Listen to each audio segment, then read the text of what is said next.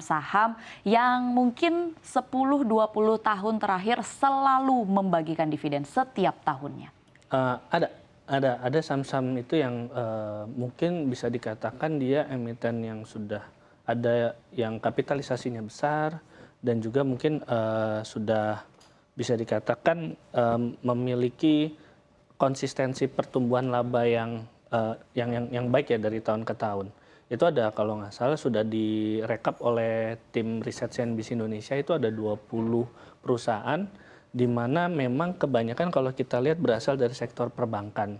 Ada BCA, BRI, Mandiri, BNI, kemudian ada saham-saham yang mungkin bisa dikatakan secara kapitalisasinya sudah besar dan mereka merupakan pemimpin pasar seperti misalnya Indofood, kemudian ada Telkom juga, kemudian juga ada Astra. Mereka kan pemimpin pasar di sektornya. Bisa dikatakan perusahaan-perusahaan ini memang sudah mature secara bisnis atau sudah dewasa. Sehingga memang mereka akan lebih royal dan loyal untuk membagikan dividen kepada investor. Seperti BCA misalnya yang bagi investor setahun 2 kali dan itu sudah terjadi puluhan tahun. Dan mungkin ini yang bisa menjadikan salah satu referensi bagi investor pemula yang misalnya ingin belajar investasi saham dan ingin menikmati dividen, mungkin saham-saham ini yang bisa jadi referensi. Oke, baik. Ya. Mungkin boleh sedikit simulasinya, Mas Robertus. Ya. Kira-kira buat para investor retail begitu ya, bisa dibilang, atau investor pemula, misalnya memang kita mau mencoba nih menikmati dividen dari dari emiten-emiten, katakanlah keuangan. Kira-kira berapa sih modal yang bisa kita siapkan begitu? Atau mungkin katakanlah kita memiliki pendapatan setiap bulannya 10 juta. Nah, kira-kira berapa sih yang harus kita sisihkan setiap bulannya? Katakan saya membeli saham perbankan kapitalisasi besar atau buku 4 begitu ya. Kira-kira berapa dividen yang bisa saya nikmati di setiap mereka membagikannya?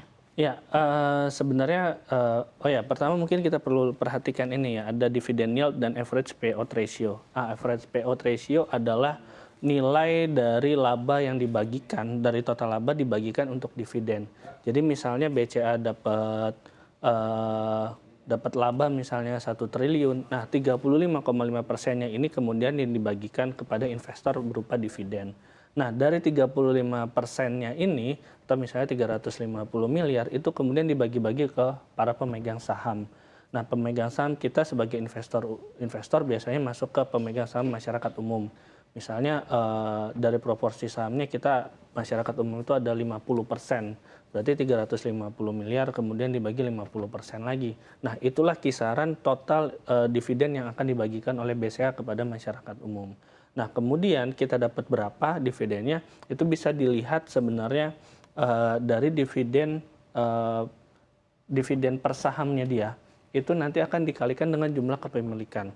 Kalau misalnya kita BCA mungkin dalam setahun kita nabung 1 juta, sehari mungkin bisa dapat 5-10 lot saham. Nah, itu tinggal dikali aja tuh dividen payout ratio, dividen per share-nya, misalnya dividennya BCA ini sebagai contoh aja, misalnya dibagikan 10.000 per saham, dikali dengan 10 lot, dikali dengan 100 lembar saham. Nah, itu kemudian yang jumlah dividen yang akan kita dapatkan. Jadi memang dividen itu tergantung dari berapa banyak kepemilikan kita di saham tersebut. Kalau misalnya semakin banyak kepemilikan kita, tentu saja nominal dividen yang kita bagikan juga akan semakin tinggi. Dan itu juga bisa dilihat, kita bisa perkirakan apakah akan dapat besar atau kecil untuk dividen per share-nya, itu bisa dilihat dari sebenarnya dari average payout ratio-nya.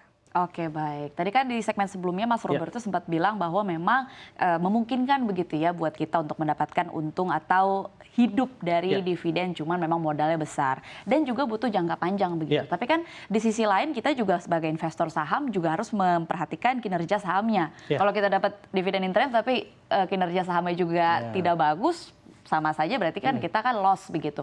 Kira-kira bagaimana menyeimbangkan antara kedua sisi ini supaya judgement-nya bisa pas dan juga tentu saja buat kita para investor bisa tetap cuan gitu. Ya, kita bisa lihat dari kuncinya adalah fundamentalnya.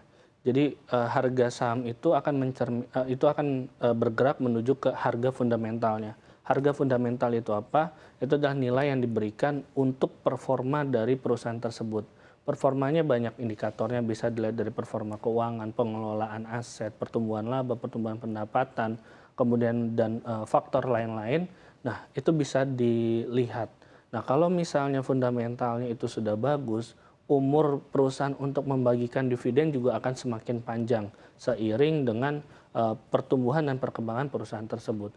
Beberapa perusahaan di Indonesia itu saat ini memang berkinerja baik, dan perusahaan-perusahaan yang fase bertumbuh mungkin sudah mulai masuk ke fase mature-nya, dan itu menjadi hal yang bagus sebenarnya untuk investor karena mungkin akan semakin banyak emiten-emiten di Indonesia yang akan membagikan sahamnya dan kemudian membagikan dividennya kepada investor. Dan mungkin kita juga bisa melihat bisnis keseluruhan dari sektoral.